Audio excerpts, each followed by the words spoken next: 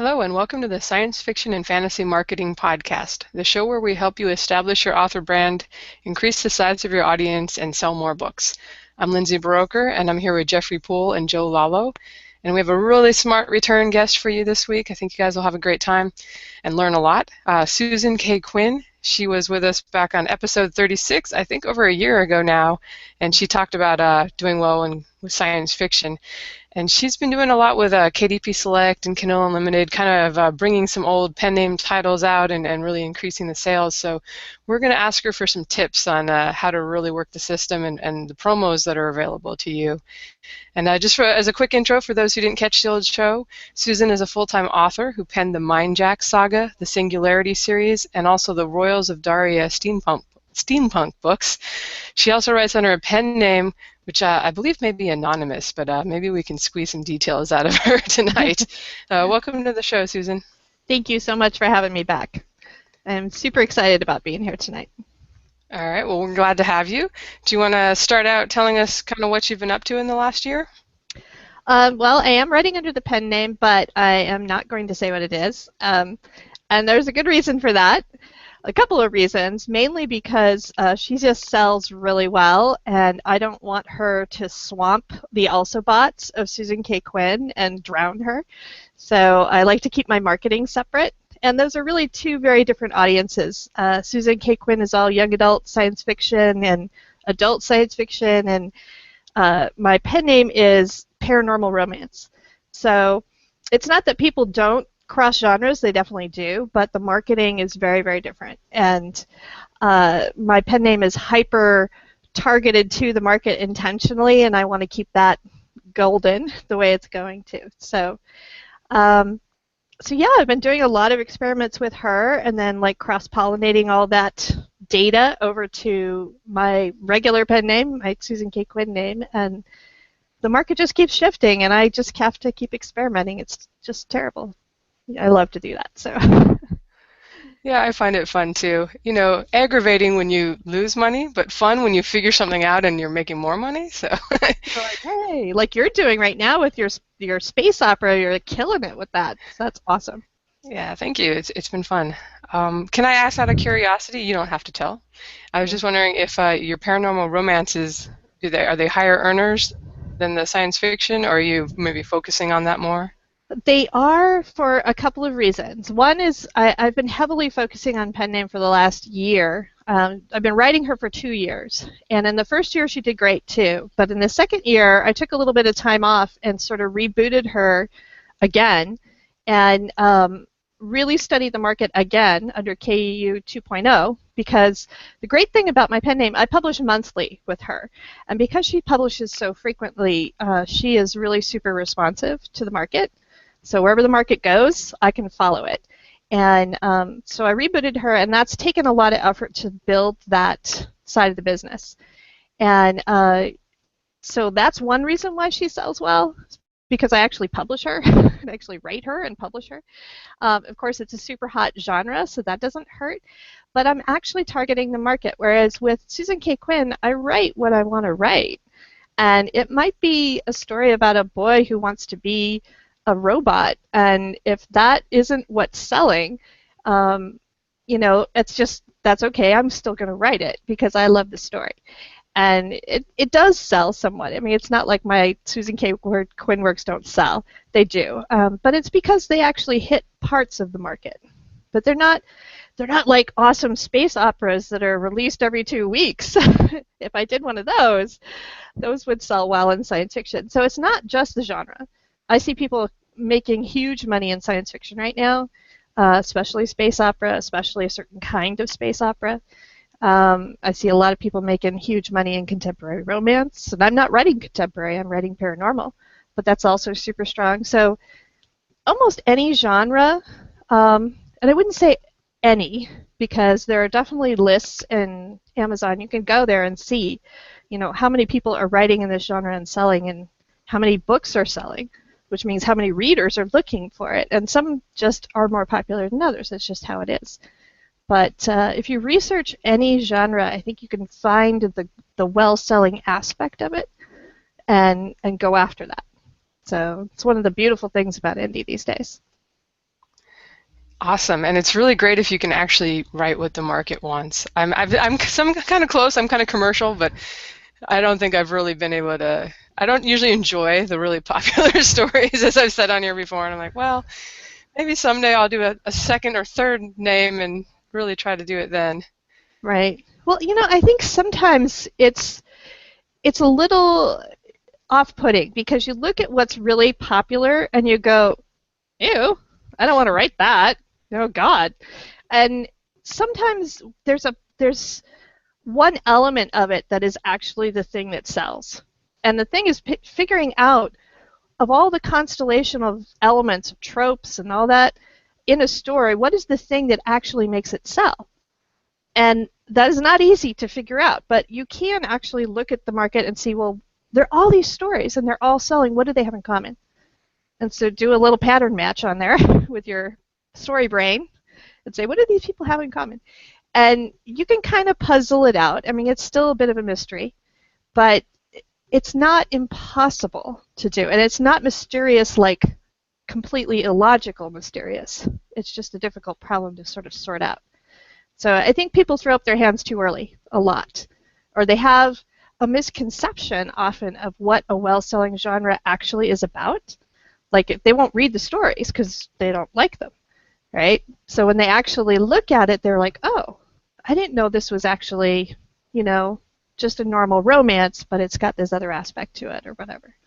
So people prejudge too much. And I think if they can, and my For Love or Money book, which the last time I was on, I just finished, and now I need to probably revamp it, but it's still got a lot of this sort of market advice in it.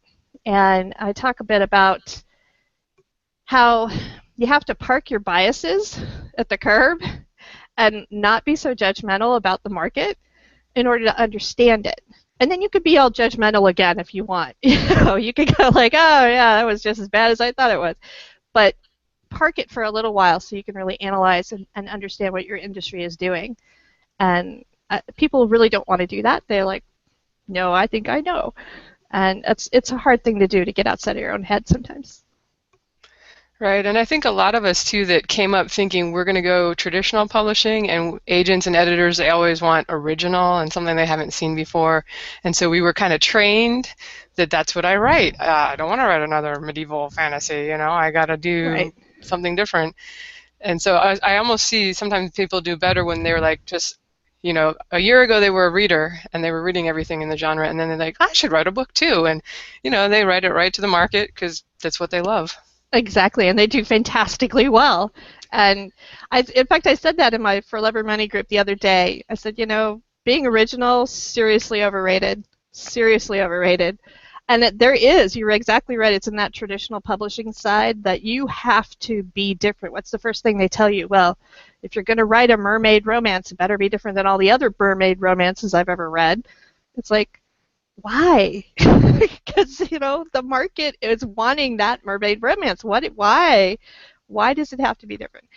So now, of course, no matter what you do, whatever mermaid romance you write, it's going to be different than everybody else's. You can't help but be original. So there's sort of like this weird inversion, like you have to try really hard to be original. No, you can't help it because you have your own spin on things. So whatever you write is going to be fresh in you if you really dive into it and love it. So, a lot of what that traditional publishing advice just is the opposite of what works for indie, like radical opposite. It's crazy. All right. Well, I did want to ask you about the For Love or Money book because I think it was like maybe 2 weeks from being published the last time you were on. We're kind of talking about it already, but do you want to sort of give us the highlights of what it's about and maybe why people should check it out? Okay. Well, it's For Love or Money, and I talk a lot about how to write for love and really embrace that as an indie author, because the truth is you don't have to make money. Everybody wants to make money. Everybody wants to be like a full-time author, but you don't have to. The entry price is so cheap in indie author business that you can literally just do it as a non-profit making thing. Call it a business or a hobby, whatever you want to call it. Do it for love and really just embrace that and just write that story that you are convinced will never sell, but it's the story of your heart.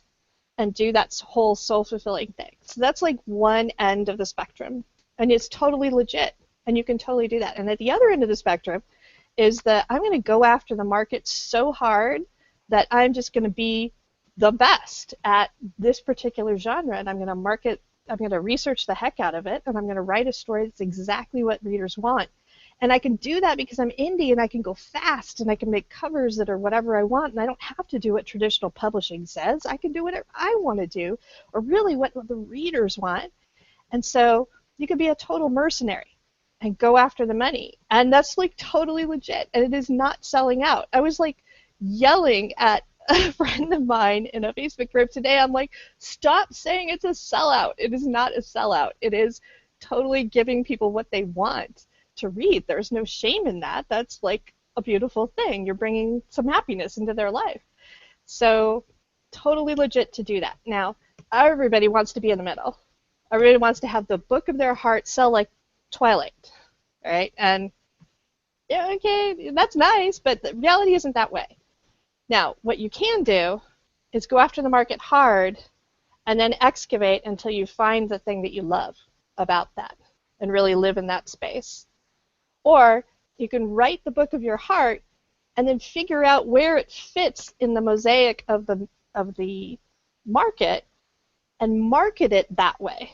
It might be a mishmash of steampunk fantasy romance, like a book that I wrote, or 3, that everybody's like, what is, I don't even know what that is. Or, you know, that was the book that I wanted to write. Didn't sell, not really. When I rebooted it as a royal romance, now it's sold. Book is completely the same, reviews are the same, price is the same. Everything was the same, except I changed the cover and the blurb and the categories the readers that I was going after with that book. Because I finally found the readers that would like that type of story. And now it sells. So it's possible. There's all different parts of the spectrum that you can do. And what I like to do with my book is break down some of our biases and convince people that they don't have to be super frustrated, that there's a place on that spectrum for them that's going to work for them. But they have to really change their thinking about some things. And that's the hardest part, unlocking your brain. Once you do that, you're good. You can do all kinds of stuff. Awesome. Very good advice. Let me pass you to the guys for a few questions, and then later we'll get into KDP Select and hopefully talk about some of your experiments. Sounds great. Yep. All right. So obviously we're talking a lot about, this is For Love or Money book. We've had a lot of people talking about the power of writing to market, which is clearly the or money part of For Love or Money. And it sounds like sort of this is the focus of the book, but you clearly need a specific skill set in order to sort of reverse engineer the thing that makes the market, right? And do you feel that's sort of a trainable thing, or are some people just never going to get it? I think you already have the skill set because you're a writer and you understand what stories are made out of. They're made out of characters and tropes and plots and genres.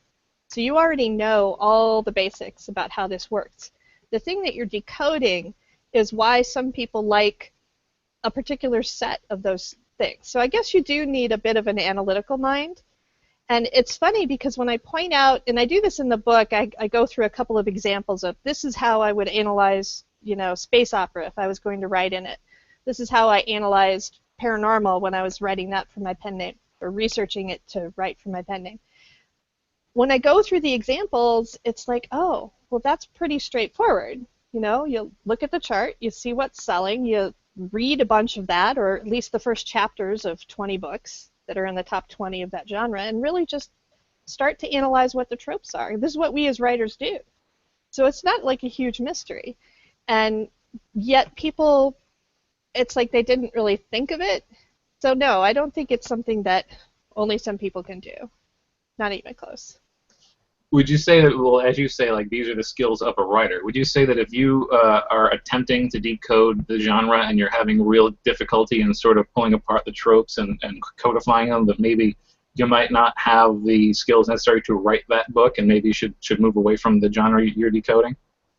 Maybe. I mean, if it's just a complete mystery to you why, medical-based thrillers sell, and you're just not comfortable or familiar enough with the genre to really understand it. Either you got to study, you got to put more effort into it. I mean, this is not something you do in an hour. All right. When I was analyzing the market for my pen name the first time around, when she first launched, I probably spent the better part of a couple of weeks full time looking at books, looking at price points and frequency of publishing and titles even, and just like what is it, and reviews, what is it that attracted people to this? So it's it's an investment of time.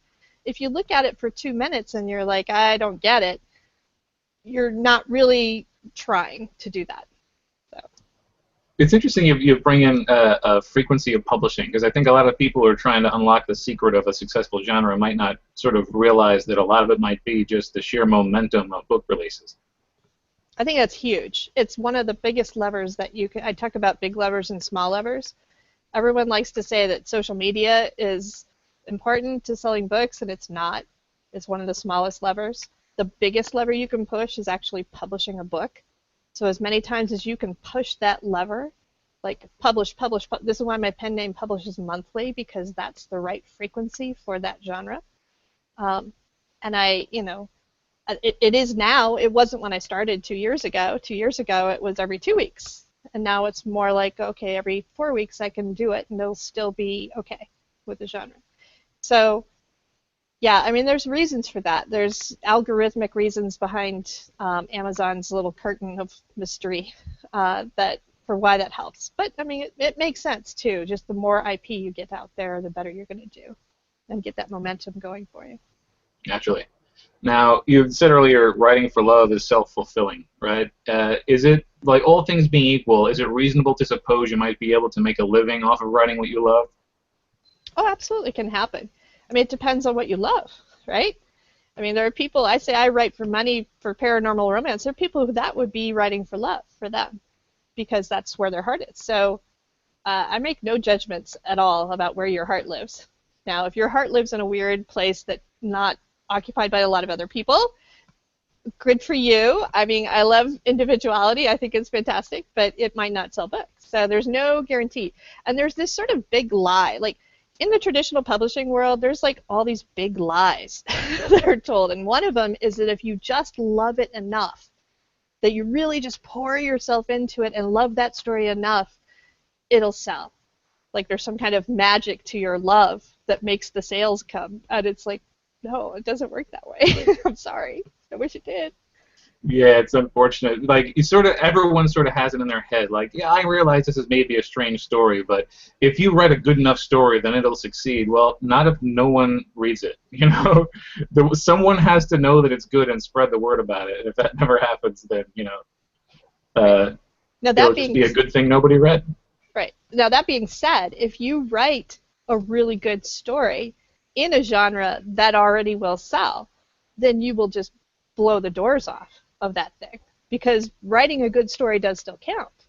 Okay, so it is a mixture of that. But you can write crappy stories, and if they're well marketed in their right genre and it's what people want, they'll look past your crap. They'll look past all the things that you probably shouldn't do as a writer to get at that little nugget that they really, really want because they want it so bad. Well, okay, don't make your readers work that hard. Give them a good story that is like that. And it's been very interesting, actually, over the last 2 years to watch, since I've been hitting my own market and watching other markets. Like space opera is now going through an evolution where it's evolving. Okay, so 2 years ago, space opera was starting to get hot. A year ago, it was pretty solidly hot. Now it's starting to mature. And what happens when a market matures is it broadens a little bit. So the range of stories that are acceptable to be hot, big bestsellers gets bigger. But also the quality level goes up because all the really good authors start to get in it, and and the readers prefer that. Readers are like, okay. And I noticed that in my own genre. It's like 2 years ago, not really hard to compete out there because the quality was not great. A year ago, I'm like, oh, okay, we're getting some good stories in here. Now it's like, okay, I've got to take it up a level because I got to stay competitive with the quality material that's in this genre because it's been hard selling for years now. So it's very Yeah, interesting stuff. I feel like there's a little bit of like, if a genre starts to get hot in a hurry, you'll see a lot of cash-in books show up where somebody just wrote a book to be in that genre, and people eat them up because it's all there is to read, and then they encounter someone who actually cared about writing the book, and it explodes because, like, oh wow, this is the thing I like, and it's worth reading. Yes, and it's awesome. Yeah, so always be awesome. Yeah, Always be absolutely. awesome. That's rule number one. All right, well, that covers it for this section for me, so we're going to hand you off to Jeff for the last couple questions. Alrighty, so my first question, I've got it in the form of a simple hypothetical situation. I can imagine you might have encountered this from time to time. Let's just say an author has released his first title. Sales are a struggle. He buys and reads your For Love of Money book. He realizes his book now needs some work. What should he do? Pull the book and fix, or take what he's learned and apply it to the next one? What would you do? Huh. That's an interesting question. I don't like pulling books, but if you're only one book in, maybe you need to pull back and reboot if you've got a radical new idea about how to approach the market or your writing or whatever. You know, one book in is not much of an investment. Even if you're 10 books in, this is the beauty of pen names. All right, you can forever reboot. And so maybe you want to leave that one little book out there under that name and let it muddle along until you come back to it and then start over with a new pen name. The algorithms like new pen names. They like it when you have a history that is all in one genre. I see that very clearly because my Susan Kaye Quinn name is all over the place. There's no redeeming her. She's just like hopelessly scattered. And that's not even entirely true. I've been rebooting a few of my series and trying to pull it back together a little bit. But I don't know. I'm not a fan of unpublishing, but I'm not going to tell people that they can't. You know, just don't be hasty and do something you don't. I mean, you can always republish. That's the other thing. There are no like finalities in any of this business. You can always republish. You can always start over. You can always reboot next year. You can try something and it would be a complete disaster for a whole year, and then you're like, okay, 2017, we're starting over again. And not only can you do that, you almost have to do that in a lot of ways. So get used to doing that because that's going to be kind of your life as an indie author. But it's a beautiful thing because in traditional publishing, for example, I keep going back to that. I don't know why I'm bashing traditional publishing today, but you know, there were huge consequences for not selling on that first book. You know, you're not going to get the second one sold, and then, oh my God, and then you're doomed forever, and now you have to have a pen name or they'll never take you again. You know, it's like the stakes are not that large for indie authors. We can fail faster and get to success sooner because we can iterate more often. Which ties into my next question I have for you. Have you ever had to deal with someone who says they followed your concepts but claimed it didn't work? So for any of our readers that have written self-help books, what is the appropriate response to that? Oh, I'm sorry. That's pretty much my entire response. You know, it's not, you know, not everything is going to work for everyone. And yeah, but thanks for buying my book. Exactly. No, my response to people, there are some people who are, how can I say this? I can definitely tell when someone is going to be successful, because I can see it in their attitude. So they'll be like, I tried this thing and it didn't work, and I had this totally different experience than what you had. How do you explain that? Like, did I do something wrong, or is there like, am I not taking something into account, or what's going on? They'll be inquisitive that way. They'll be like, I'm trying to decode what happened so I can fix it or figure out where I went wrong with this, right? Mm-hmm.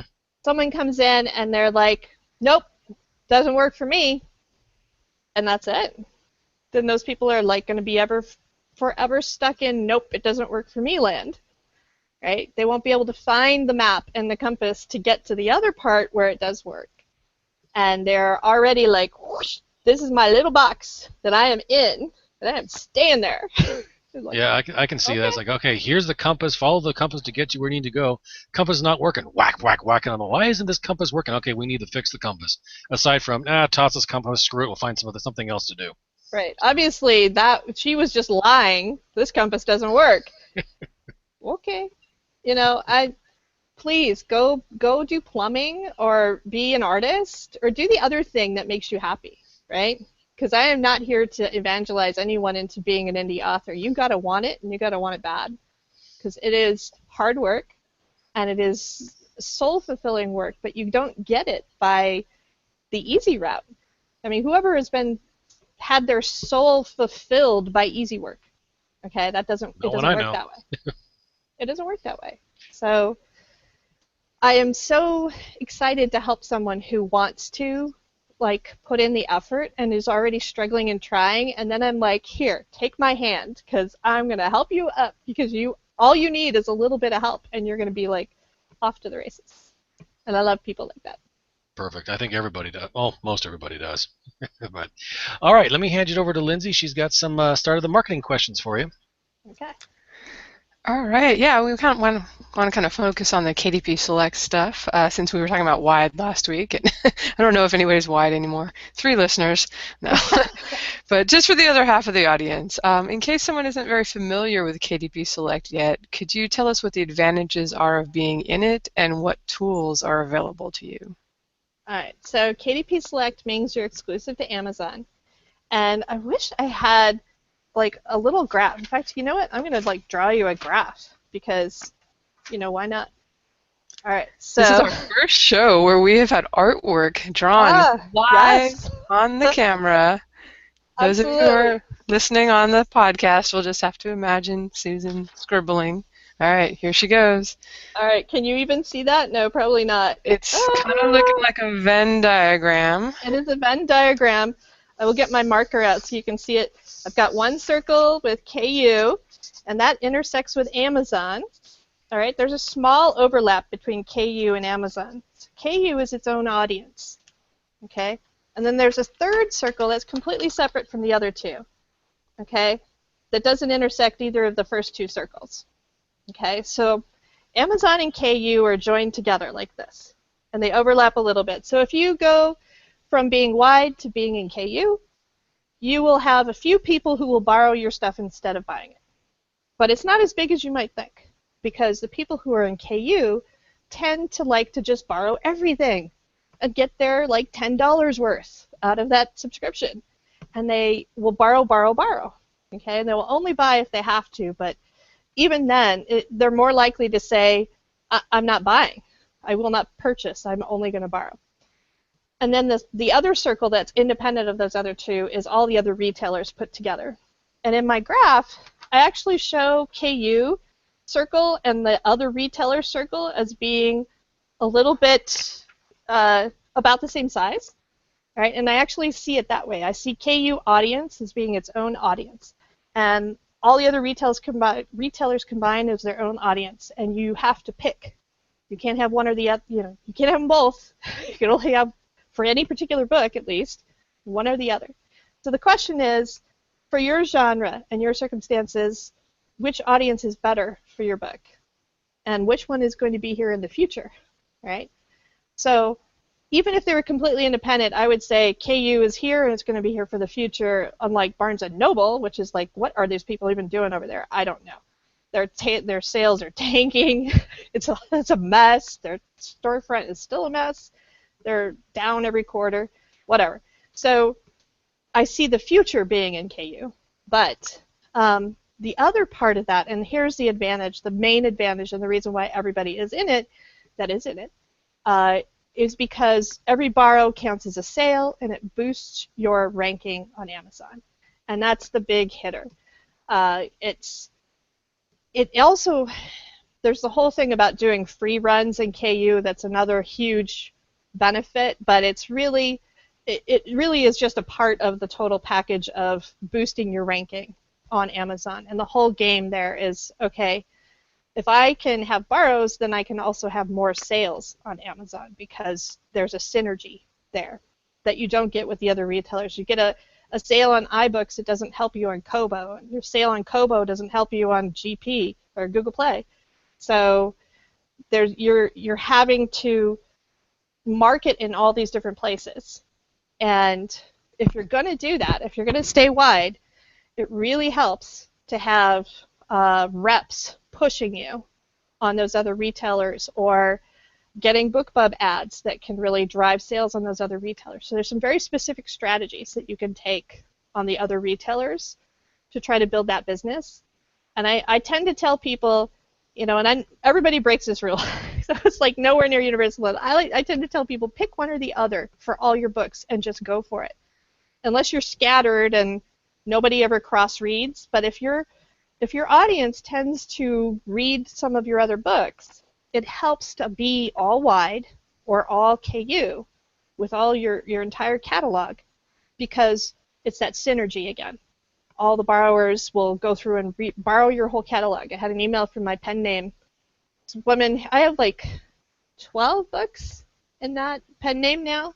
She's like, I read them all in 6 days. I'm like, how do you even do that? But that's the kind of reader. They'll go through whoosh, like a brush fire through your catalog.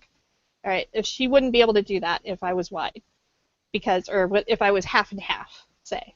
If I was wide, and you get a Kobo reader, finally, you're one of 3 Kobo readers out there, you get one, they might read through your whole catalog too, but only if it's there. So if you're not all wide, they can't do that. So you're working extra hard when you're splitting. So did I totally over-explain that? I think I did. That's okay. I'm just sitting here thinking, wow, that's me right now. Got one series in KU and everything else is wide. Everybody breaks that rule. Now, the one exception, and I think this is true for you, Lindsay, is that if you've got different genres that you're writing in, and there's not a lot of cross-pollination between the genres, you're not hurting yourself quite so much by splitting that up. You put that space opera in KU, but you put your fantasy over here, wide, because there's a lot of fantasy readers on iBooks for you, or whatever. You've established a readership over on iBooks, so you're selling well there. It's really hard to give it up. So it can work. It's not that it can't work, but it's always choices, right? Yeah, it's hard. I would say for a newer author, pick one or the other. When you've got 30 books out and you were doing it before KDP Select was even a thing, it's maybe a little harder to transition.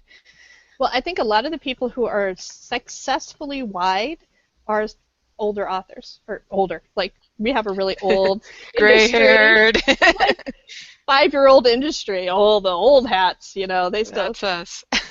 But if you were around before KU, you were building that fan base on those other retailers just as much as you were on Amazon. And so you kind of had a momentum there to begin with. But a lot of people don't.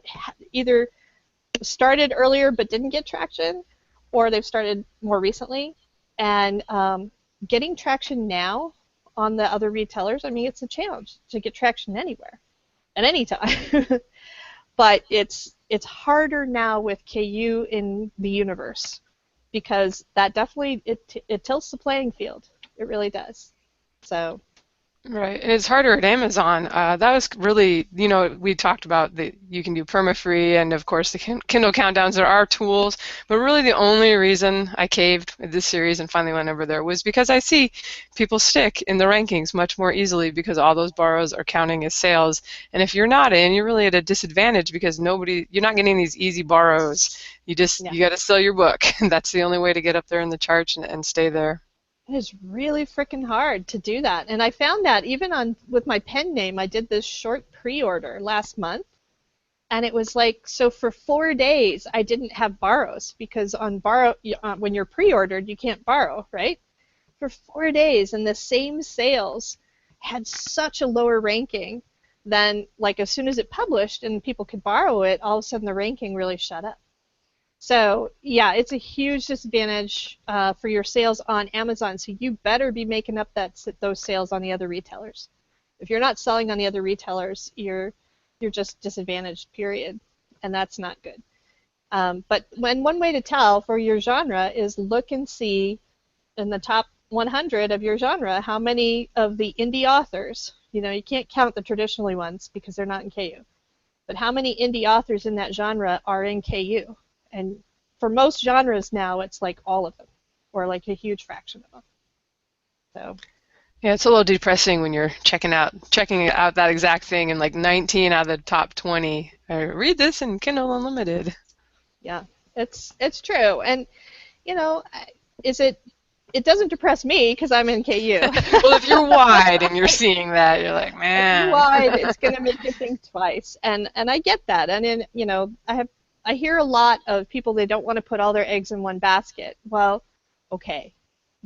I get that idea. I'm a very conservative person. In some ways I'm very conservative. In some ways I'm very wow, let's go try this. Let's go jump off the bridge and see what it's like. So I do a lot of risk taking, but I also don't like to spend money that I don't want to spend. I like to be frugal, and I like to hedge my bets, right? But what I'm finding in this business is that when you're hedging your bets, you're almost always disadvantaged because it's such a fast-moving industry. It's sort of like the .com people. You don't see a lot of .com people being conservative. They're not wearing the button-down pinstripe suits, like conservative investment bankers, okay? And then there's the .com guys who are their hair's all messed up and they're drinking Red Bull, and it has a risk-taking culture to it because that is what gets rewarded in that culture. And if you're not constantly risking and taking these huge, insane risks, you're not going to have any chance of succeeding. And I think that's what indie author business is really like. When something new comes around, you got to jump on it and really try it. And not a lot of us want to do that. We're like, hey, wait a minute, does that work? I want some proof if that works first before I go and try it. So yeah, it's a good environment for someone like me who likes to experiment a lot, which is one reason why I have my For Love or Money group, so I can sort of send out that information after I try something, because I'm like a rabbit that can't stop. So I might as well share it and help other people see what the results are, so they can have a little more reassurance and take their own jumps. All right, cool. Well, next question, which I actually think I saw you talking about in your group, was just kind of, I was wondering if you could compare, because one of the reasons a lot of us are still wide is we can do the Permafree thing and then just advertise the Permafree every month or whatever and get people into our series. Could you talk about that in comparison with the KU free days you can do each quarter? Well, I've been a huge advocate of Permafree from the beginning. Do you remember back when, Lindsay, you should remember this, back when people were dissing us because you put your book on Permafree and you're devaluing literature and you're doing these horrible things to the market and all this. I remember having to defend myself as to why I had a free book. And now it's so stock and trade. But anyway, so I was in early with Permafree, and in fact, I've had a Permafree book literally since almost, I guess, the third book that I had out. I had a Permafree. And I just now, on both my pen names, pulled off the last Permafree, and I've gone into KU with no Permafree books. And the reason why is because I did a bunch of experiments and found that it was much more effective. But why is that? So let's look at what has happened to Permafree over the last couple years. Okay, so before KU existed, Permafree was fantastic because you got a free sample of your work out there. It's just like everybody thinks. They download it, they'll get hooked, and they buy through the rest of the series. And that was a huge model. That is probably the biggest factor that drove a lot of the early indie successes. Okay, so then KU happened. And the first round of KU, what it did, well, actually, something happened even before that. Before KU became, because everybody likes to think KU is the devil. Okay, so before KU even came around, Amazon did a horrible, horrible thing. And what they did is they took those free books and they hid them. They put, you know how we have the paid tab and the free tab next to each other? And you have to, it defaults to the paid tab, and you have to click to go look at those free books, right? They didn't used to be that way. They used to all be on the same list. And so you would have all these free books mixed in with the paid books, and people would be like drawn to clicking on those free books because, hey, they're free, right? So it was fantastic. You could get this great ranking, you could get great visibility, and it was wonderful. Well, then Amazon went to the 2-tab system, so you immediately lost visibility for your free books, and Permafree lost, like 20% of its power at that point. Then KU came along, and the first round of KU basically said to the reader, pay $10 and everything is Permafree. And the readers are like, yay! So, of course, immediately the first people that get on that are all the people who were downloading your Permafrees before, the freebie hunters. And so the effectiveness of Permafree took another 20 or 30% hit. Okay, but it still wasn't huge. Why? Because the first KU really, it really encouraged shorter works. And there's a lot of people that like to get their undies in a bunch about that. Okay, they're like, what? That's not fair. Whatever. The point is, it did encourage shorter works. And because of that, there were a ton of shorter works that were in Kindle Unlimited that first year. So the reader, while, yeah, it was an unlimited smorgasbord, but it was all appetizers. Okay, and maybe you want a meal every once in a while. You don't want appetizers, and so only some of the readers really migrated over to KU at that point, and so Permafree was still pretty strong. KU 2.0 comes around. They fix the short book problem. Now you get all these now you're encouraged to put these huge tomes into KU because they pay by the page, right? So now the readers are like, la, all the books are here. And they flooded into KU, and Permafree took another huge hit. So now we're down to like 40 or 50% of its original power strength for Permafrees. And that tootled along for about a year, but I started experimenting with it, and I'm like, okay, maybe 99 cents is the new Permafree, 99 cents in KU. And so I ran a bunch of experiments to check that out across pen names, across genres, and it turns out yes. And there's one really important reason why. And it goes back to that original tab, okay, where you got the paid tab and the free tab.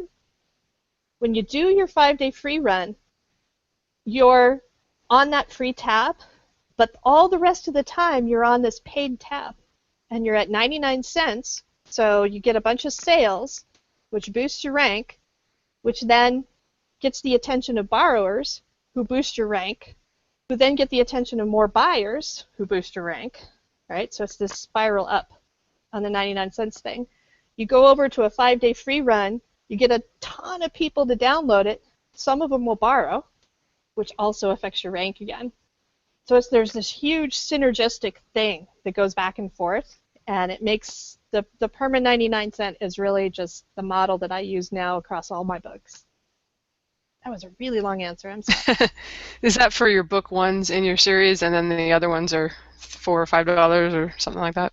Yes, although yes and no. There's sort of like two different models, and I use two different models on different series and different pen names. But the one model says, yes, you have your first book discounted, and then all the rest are full priced, right? And so the idea there is you basically release at full price, and you might run sales at some point later down the road, and then you always have a loss leader. That's one model. Another model, which is one I use actually for my pen name, is that you discount your front list. So your new release comes out discounted, and then all of your backlist is full price.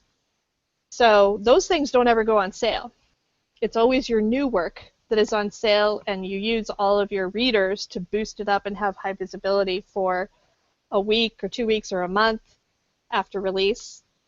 And then you raise the price, and you've hooked in new readers.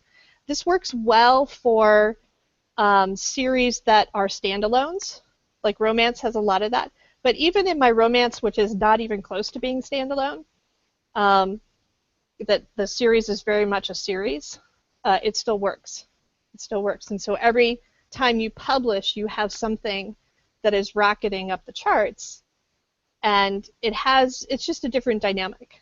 And I won't say one is better than the other. I think it depends on your style, your reader style, your genre. And I think they're both legit models to follow. So. Okay, and what do you do when you do a free run? Do you have any tips? Are you doing like all 5 days at once, or staggering them? Are you buying ads? What are you doing with that? Well, you have to understand why the free run works, okay? Because this is the thing. People want to like do all these different like shenanigans with it. But you have to understand, what is it about the free run that helps you, okay? And so the way I look at it, KU is sort of a winner-take-all system. And that, all right, so let's back up a little bit. Regular Amazon has algorithms that work at every level of selling. So if you're selling a lot or you're selling a little bit, the algorithms are set up to help sell your book no matter at what level your book is selling. KU is very different. The visibility for KU is difficult to achieve. It really only lists like the top 100, books. You're really dependent on bestseller charts to get visibility, because people, how do you know what book is a KU book? It's hard to, you don't search Kindle Unlimited books only. They have like a chart that you can search for that. But if you want Kindle Unlimited space opera with aliens, you can go to the space opera aliens chart, right? So if it's on that chart, you can find it. But it's just hard to find KU books. So it's sort of like iBooks, where iBooks has like not a very deep structure for searching, and they don't have a lot of algos behind the scenes really pushing books. So it's sort of what I call winner take all. It's like the top 100 people do fantastic, and everybody else gets nothing. Right? KU is kind of like that. So it's all about getting the attention of borrowers. So if you keep that in your brain, it's all about getting the attention of borrowers. Your 5-day free run, you want to run it all 5 days in a row, and you want to hit all of your ads on the first day. So then it's like hitting it with a really huge hammer. If it's a BookBub, then like fantastic, you don't need any more ads. Because that BookBub will hit it hard enough on the first day, it'll peg your ranking for the full 5 days. And the whole idea is just to have high ranking for 5 days to get the attraction of borrowers, to get borrowers to notice and borrow you, so that when you come off your 5 days, you now have paid ranking, that's higher than what you started out with. Now, if you run maybe even a couple more ads after the free run at the, say, 99-cent price, because you're boosting your sale book, your loss leader, you can even go higher with your ranking, because now you've attracted borrowers, they're going to sell through your other stuff, and so on to happy land. Okay. Does that make sense? Yes, one question. Yeah. So you want to attract borrowers, but are they still, when you're free, are they going to see you? Because are they checking that free tab? Yes, they are, which is fantastic, because think about it. Who are the first people that got in KU? They're all those freebie hunters, right? And they're also the people who are bargain hunters, just because they read a lot of books, and they're always hunting for bargains. That's why they enroll in KU in the first place. Okay, so what happens is on that free tab, if your book is in KU, it'll have a little flag on top of it that says Kindle Unlimited. So if there's a book with a little flag that says Kindle Unlimited on the free list, these readers are savvy. They know exactly what that is. They'll go borrow that book instead of downloading it for free, which is this is the thing that's beautiful about the market. All of your logic is worthless because it is not logical at all to borrow a book that you could get for free, right? And yet the market does it. So why? Why do they do that? Well, some people manage their borrow libraries. It has a separate little spot on your Kindle for what your borrowed books are, or a separate little spot in your Amazon account, and they like to keep them all together. So they're like, oh, I'm going to put this in my Kindle Unlimited library so that I can go and buy those, or go and borrow the whole series. Now I know I can start it, because a lot of the borrowers, they won't even start your series if they don't know that they're all in Kindle Unlimited, because they want to be able to read right through. So there is logic behind their behavior. That or they just click the wrong button. That happens. There's a lot of that happening in the world. I just clicked the wrong button. I don't know what I was doing. So you can't like assume anything about the market. You have to actually just go and observe it. And it was when I first observed this happening, I'm like, holy cow, I just got a ton of borrows on my free run. What is up with that? Oh, now this changes everything, because that means now I've got what counts as sales during my free run. So my book is free and I'm making money on it because people are borrowing. Cool. Well, for the record, I click the wrong button all the time because I surf Amazon on my phone. I have bought so many books on accident. I finally turned off that one-click thing. I know that's dangerous, right? Oh. All right, last question for me. I saw in your group that you've kind of revived some older series by doing. Is this what you're doing? Are you doing like the free runs? What are you doing to kind of bring them to life? Because I know a lot of people, myself included, maybe, have taken older books that were wide and put them in KU, hoping, oh, it's magic. I'm going to get the KDP Select magic, Right. and been disappointed. So I guess my question is, what can you do with an older series to try to get some momentum going again? Well, first of all, don't think that there's going to be magic, because there is no magic. There's like zero magic. There's magic in your book, right? Your book has magic in it to open hearts, and then maybe like literal magic because you got magical stuff. But no, there's no magic in the KU. You can't just put stuff in there and just have it all of a sudden get borrows. And because like I said before, it's all about catching the attention of borrowers, because they're hard to catch the attention of. You wouldn't think so because it's free books, right? But it's hard because of how the system is structured right now. And if God help, the industry, if Amazon ever figures out how to have borrowers find things more effectively, it's going to be game over, because there's nothing that's going to be able to compete with it. But for right now, it's still hard to get borrowers. So you have to think about, why is my book not selling? Okay?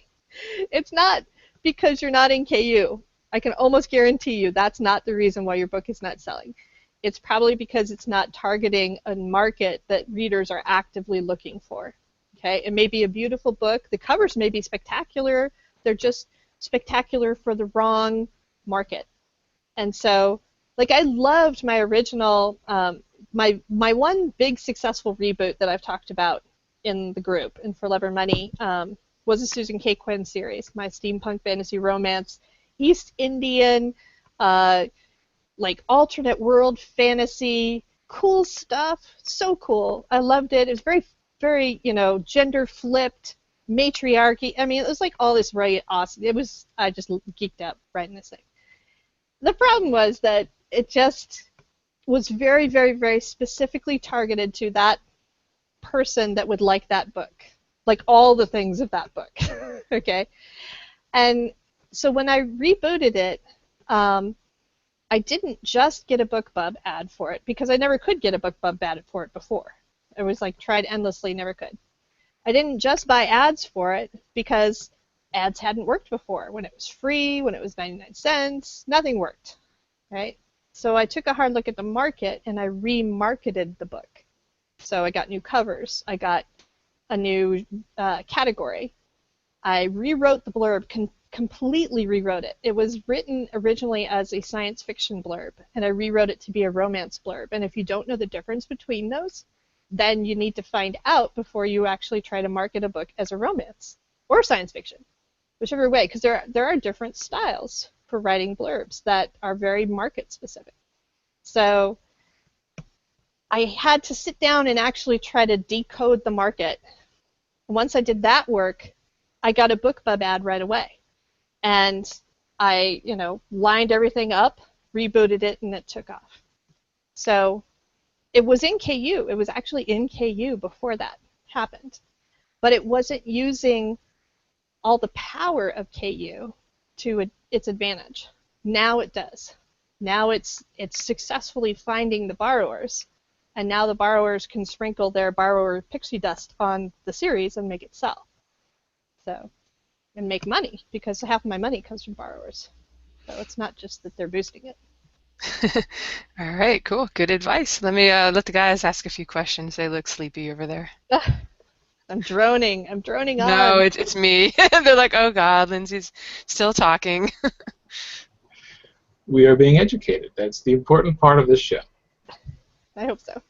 But, all right, so last week our focus was on the potential positives of going wide, and obviously this time we're focusing on the positives of Kindle Select. Earlier you said you've got to be making up the earnings you might have been getting from Kindle Select wide in order for it to make sense. Like, I don't know, obviously everyone's earnings are different, but saying percentage-wise, at what point do you think your non-Amazon earnings will make Kindle Select less attractive? Like, sort of how much money does it take to make up for what you might be getting in Select? Well, my rule of thumb is 25%. So if you're making more than 25% of your sales wide, then it probably makes sense to stay wide. You know, if you're right at 25, you're going one way or the other. My only caveat to that, though, see, I just sort of threw that number out blanket for a long time, and what happens is people like go get their calculators out and they're like, okay, I'm at 26%, I'm staying wide.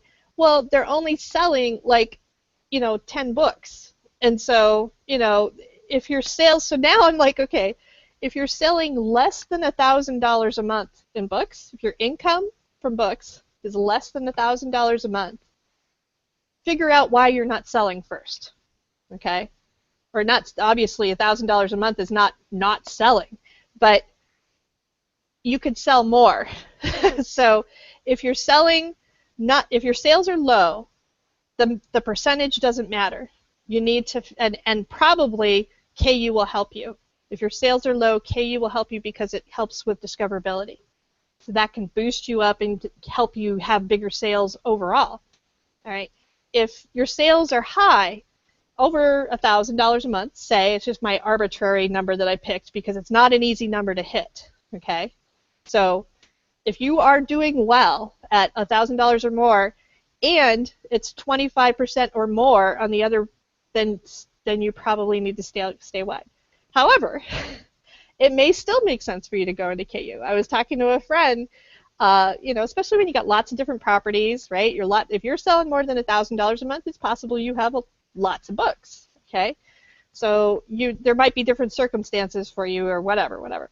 But I just talked to a friend who's been on the fence for a while, and she makes like half her money outside, and she's considering going into KU because the truth is that I make half my money almost across the board, almost every genre, every pen name that I have, half my money comes from borrowers.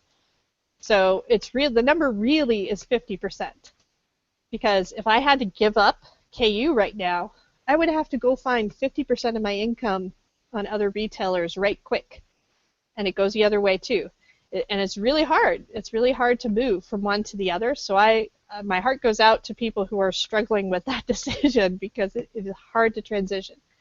But if I was wide right now and I had half of my money coming from wide retailers, I would be like really hesitant to go into KU. I think it's easier to go wide to KU than it is to go KU to wide because it takes time to build momentum on those other retailers. Whereas with KU, if you time it right with you move in and you have a big launch or a big ad or something like that, you do a purposeful transition, you can spool up pretty quickly in KU. So that happens. It's more difficult to spool up quickly wide. And so when I was talking to my friend who's thinking about transitioning, she's like, okay, what's my transition strategy? I mean, like, should I transition them all at once? Do I stagger them? Do I book how do I do that? And I'm like, oh, okay. You've got a big catalog and crap. All right, let's figure out how to do this. So, but you need to have a strategy. It's not just like I'll just click that button that says enroll in KDP Select and you're done. That's not it at all. Yeah, that's fairly clear. And for about half of that answer, you had my confirmation bias totally like, oh, excellent, I'm making the right decision. And then, so I continue to be conflicted. All right, so another question I have here is, obviously some books are harder to market than others, and you were saying how it's not a magic earn money button. You still have to market. Do you think that Kindle Select is as effective for niche titles as it is for mainstream, or is mainstream still sort of the thing you should be focusing on? I don't know, but I don't need to know. All, all you have to do to answer your question is to go look at your niche and see how many people there are already successful in your niche, and are they in KU? And then you have your answer. So the answer is almost always right in front of us. Like, what books are selling? They're right there. You can see what the market likes. It's right there. Yeah, that makes perfect sense. Yeah. Earlier we were talking about how one of the first key things that people tried to sort of exploit about KU was the length of the book. And originally they favored short books because one borrow was equal to one sale, and now it's page reads. At this point, does the length of your book affect your sales numbers or just your earnings? Like, are you more likely to sell a longer book than a shorter one, or you just earn more off the longer book? Well, you earn more off a longer book if they read it. So you better have a good book. Still has to be good, yeah. Yeah, it still has to be good. It definitely favors page turners. You know, if you got that sleepy literary novel, you're going to have a rougher time. We're going to have a rough time no matter what, but you're going to have a rougher time if your story starts out slow or if it has, you know, a little bit of that. For me, the length of my books is not driven by page reads. The length of my books is driven by the market. Okay, so like when I rebooted my pen name a year ago, she was doing serials before because that was what the market favored, right? Now it wanted standalone, happily ever after, 50,000 word books. That was where the sweet spot was. There were a lot of, 40 to 60,000 word books that were people putting out. And the great thing about it is that at that length, you can tell a full story. It's a full novel, but you also can write it in half the time that you can write a 100,000 word novel, and so you can get them out more frequently. So that was why it was the sweet spot, actually. So look at your genre. I mean, if you're writing epic fantasy, you're not going to have 50,000 word books, okay? Because your audience wants something different than that. You give them really short epic fantasy, well, I don't know, maybe you can create that as an up-and-coming niche. That's possible. Maybe those people are voracious for it. Go ahead and try it. But I would look, if you want to do the sure thing, if you want to do the sure bet, see what the length is of the books that are already selling as indie books. Don't look at J.R.R. Martin.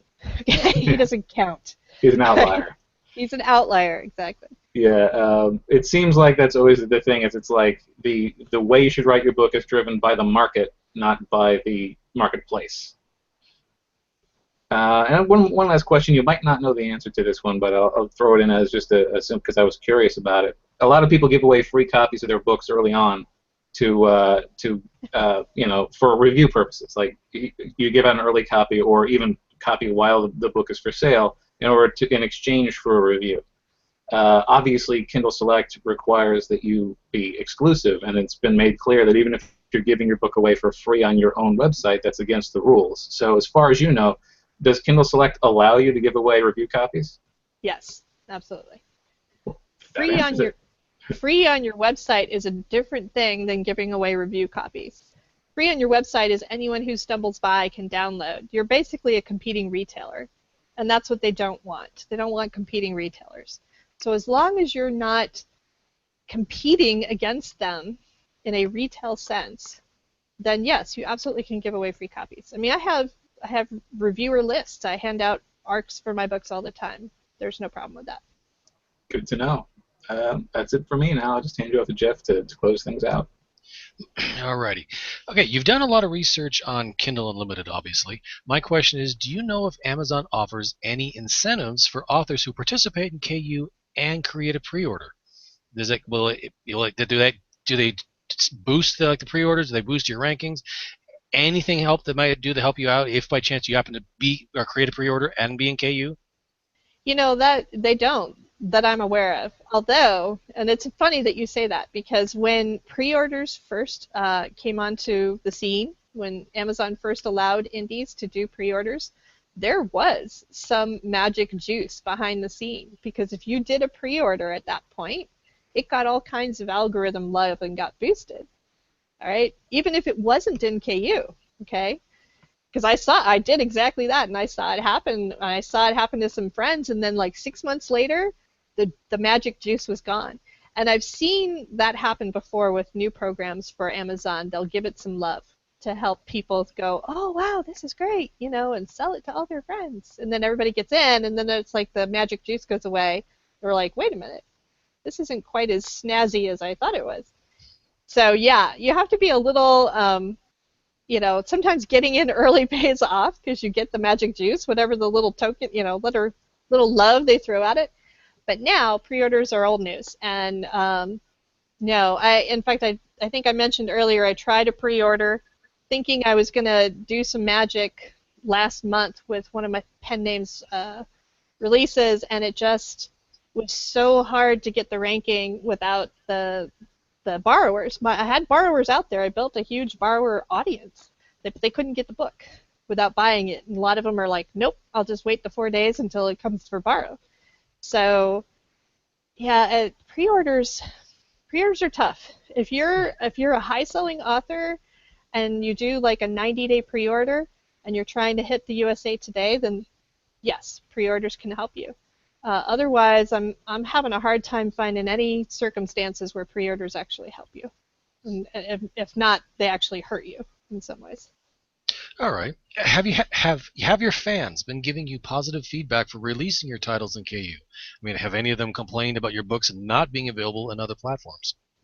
When I first, my pen name was always in Amazon. And I still get people that'll come and say, well, I can't download it on iBooks. I'm like, I'd be surprised if you could, because it's not there. I'm not really sure what you're thinking. So, and it never was there. So they'll complain even if you were never actually on those other retailers. Yeah, tell me the name of your book again. I can't find it in iBooks anywhere. You're not going to. No, you're not going to. But when I did transition, because Susan Kaye Quinn was wide for ever. Actually, I just pulled her last book in on May of this year.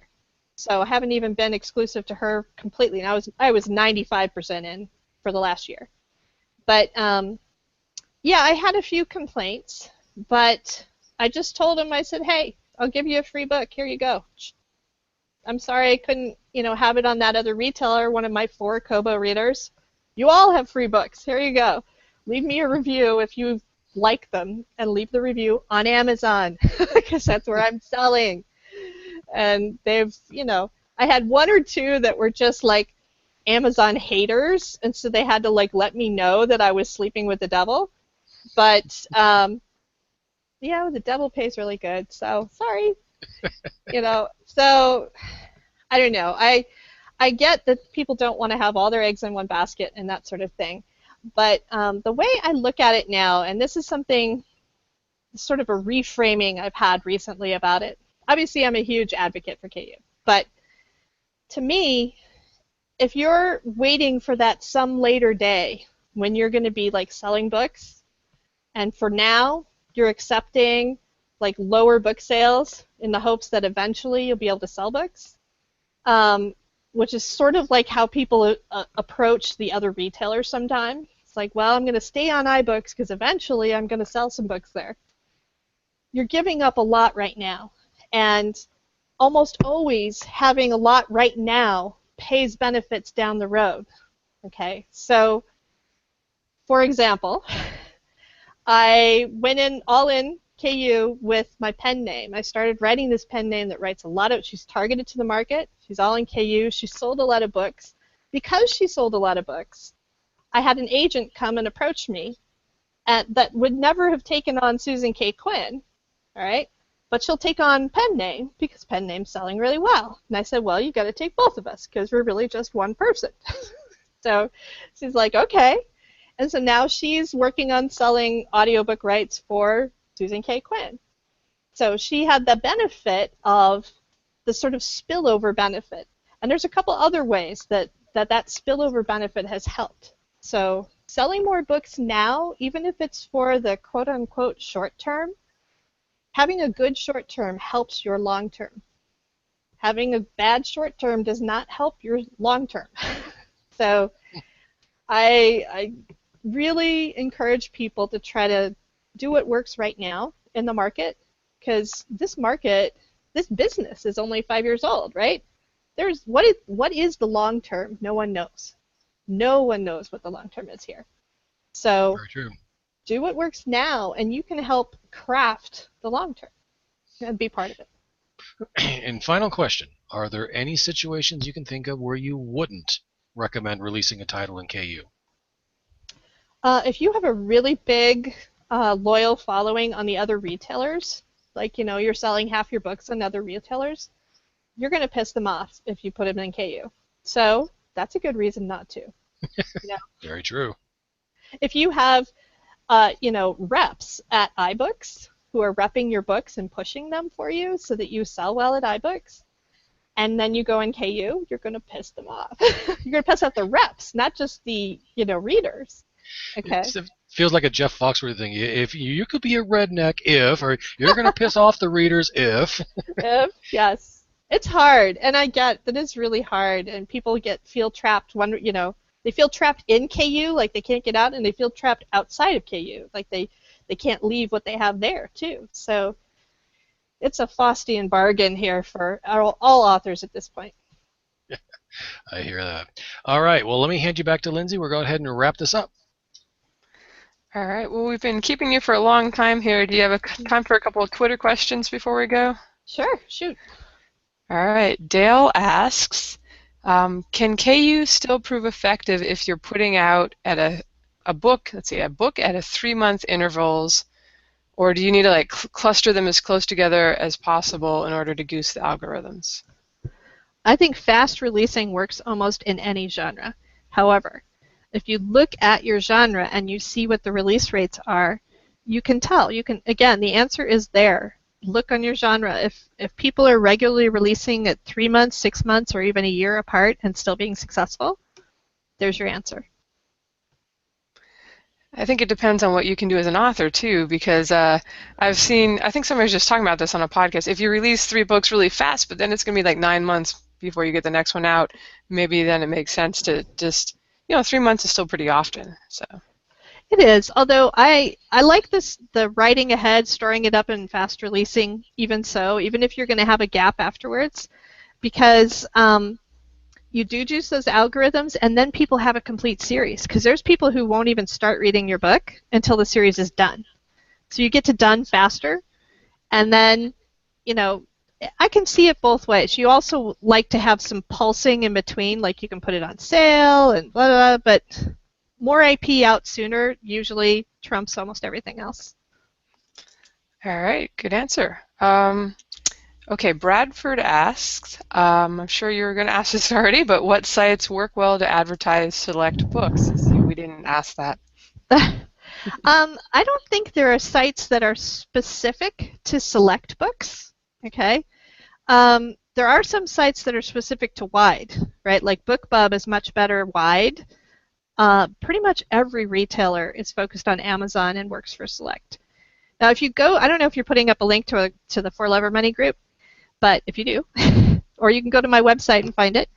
In the For Love or Money group, which is amazing and has a ton of information and tons of people that are providing information all the time, there is a files section, and in our files section, some helpful person, I can't remember who exactly, but somebody put up a list of ad sites.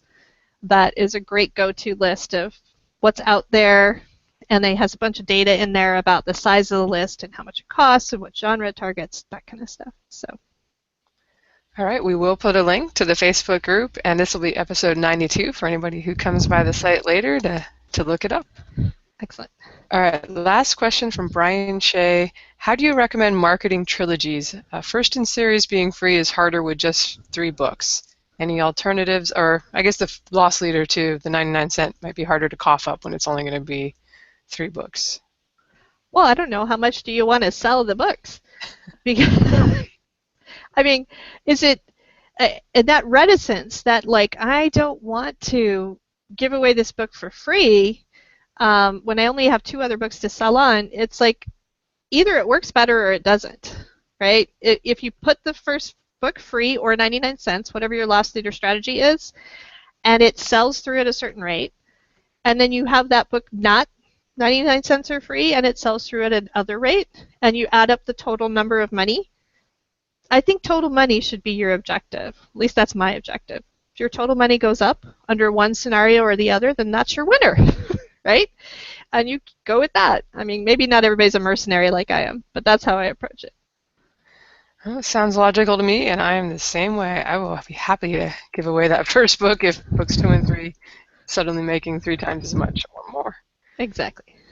All right. Well, thanks for talking tonight. And do you want to let us know where people can find you, and if you have any cool projects in the works that you want to talk about?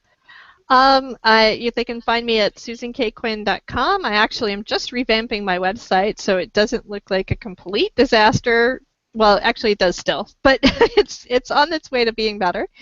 And definitely come by the For Love or Money group. There's a ton of, we have like 800 indie authors in that group, and it's a very lively group.